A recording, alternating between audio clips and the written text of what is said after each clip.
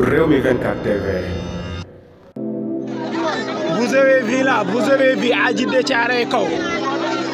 À Djiddah Thiaroye Kaw, un responsable APR Modou Gueye moo ñëw perturber vote bi comme ça.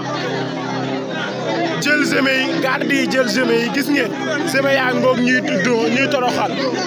garde yi jël jëme yi di leen dóor ko comme ça à Djiddah Thiaroye Kaw gis ngeen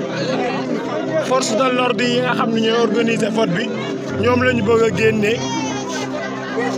garde yi ñoo leen di génnee noonu garde Modou Gueye ñoo leen di génnee force yi nga xam ne ñooy jël force de l'ordre yi nga xam ne ñoo yor vote bi moom ngeen gis loolu force de l'ordre yi gis ngeen de garde Modou Gueye ñoo ñëw Djiddah Thiaroye Kaw commencé dóore gis ngeen voilà gis ngeen yor ay matraque yor ay armes à Djiddah Thiaroye Kaw vous avez vu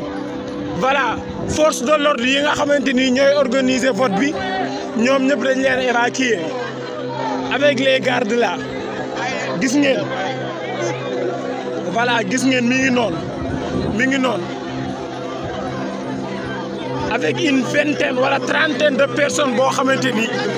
kenn xamul fooy taxaw gis ngeen force de l'ordre yi mënuñoo am jàmm parce que garde yi dañ leen di évacuer à ce moment nii voilà mi ngi noonu voilà et vous avez vu dañoo perturber vote bi yëpp à ce moment vote bi yëpp dañ koo perturber waaw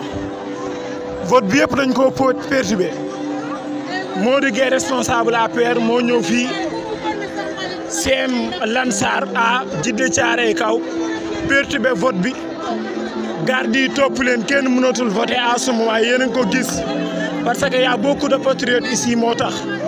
force de l'ordre yi nga xamante ni ñoo waroon a organiser vote bi gis ngeen ñoom ñëpp garde yi dañ leen a téye mënuñoo def seen liggéey et voilà.